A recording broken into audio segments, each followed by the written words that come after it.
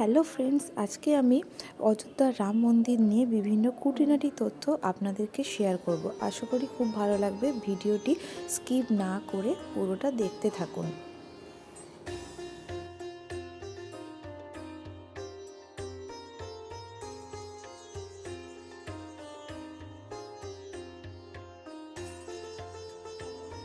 রাম মন্দির হলো একটি হিন্দু মন্দির, যা রামায়ণ অনুযায়ী হিন্দু ধর্মের প্রধান দেবতা রামের জন্মস্থান ভারতের উত্তরপ্রদেশের অযোধ্যায় রাম জন্মভূমি স্থানে নির্মাণাধীন। মন্দির নির্মাণের তত্ত্বাবধান করছে শ্রী রাম জন্মভূমি তীর্থক্ষেত্র।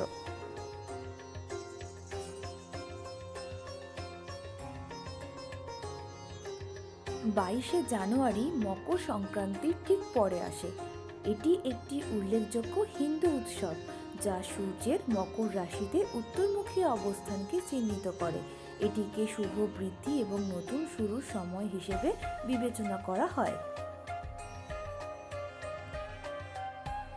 16 শতাব্দীতে প্রতিষ্ঠিত হয়েছিল ভগবান রামের এই মন্দির।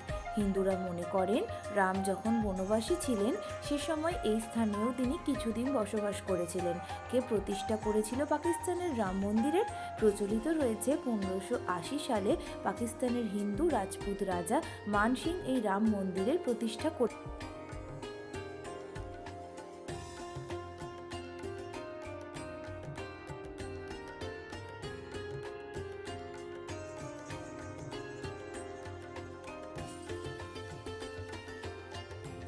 চম্পত রায় জানিয়েছেন যে রামলালাকে দর্শন করতে খুব বেশি সিঁড়ি চড়তে হবে না ভক্তদের।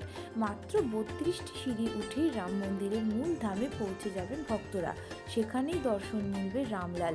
তবে অসুস্থ ও বৃদ্ধদের যাতে এই 32টি সিঁড়ি চড়ারও কষ্ট করতে না হয়, তার জন্য মন্দিরের পশ্চিম দিকে লিফটের ব্যবস্থা করা হয়েছে।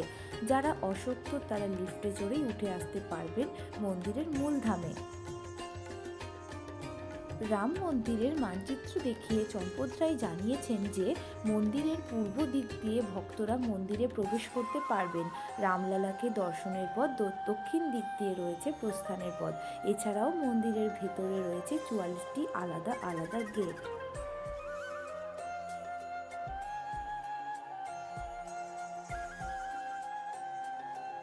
গোটা মন্দিরটি অবস্থান করছে 70 একর জমির ওপর। মূল মন্দিরটি হবে 3 তলা। মন্দিরের এক একটি তলার উচ্চতা হবে 20 ফুট করে। রামলালার মূল মন্দির ছাড়াও মন্দির চত্বরের মধ্যে থাকবে মহর্ষি বাল্মীকি, মহর্ষি বশিষ্ঠ, মহর্ষি বিশ্বামিত্র ও মহর্ষি অগস্ত্যর আলাদা আলাদা মন্দির।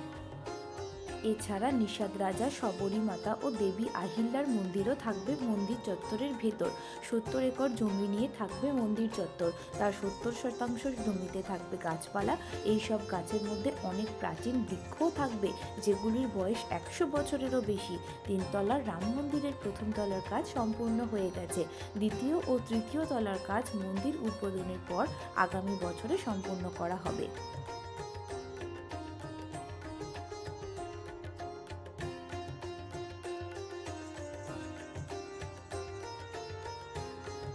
অযোধ্যার পুরোদমে চলছে রাম মন্দির নির্মাণের শেষ মুহূর্তের কাজ।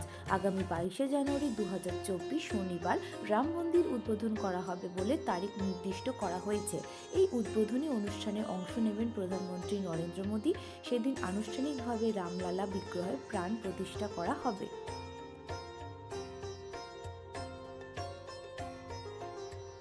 শ্রীরামের মূল মন্দিরটি ছাড়াও আরও 6টি মন্দির তৈরি করা হয়েছে। মন্দিরের মূল ফটক পরিচিত হবে সিংহদ্বার নামে। মন্দির নির্মাণ করার পাশাপাশি রমরমিয়ে চলছে গোটা অযোধ্যা নগরীকে সাজিয়ে তোলার কাজ। ক্রেতা যুগের আদলে সাজানো হচ্ছে অযোধ্যা শহরকে। রাম যেহেতু ক্রেতা যুগে জন্মগ্রহণ করেছিলেন, সেই কারণে ক্রেতা যুগের ছাঁচে প্রাচীন এই শহরকে সাজানো হচ্ছে। শ্রী রামচন্দ্র ছিলেন সূর্যবংশীয় রাজা। সেই কারণে রাস্তার দুপাশে বসানো হয়েছে শান পিলার বা সূর্যের আদলে তৈরি করা থাম।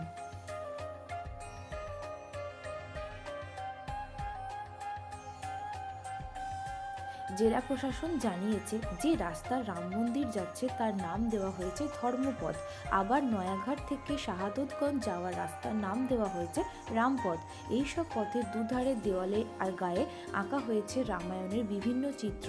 টেরাকোটার কাজে এই দেওয়ালগুলিতে রামায়ণের ছবি ফুটিয়ে তোলা হচ্ছে। ক্রেতা যুগে টেরাকোটার কাজ যথেষ্ট প্রসিদ্ধ ছিল। ঝকঝকে করে সাজানো অযোধ্যায় এই সর্বত্র ছবি ও শিল্পকলার ছড়াছড়ি।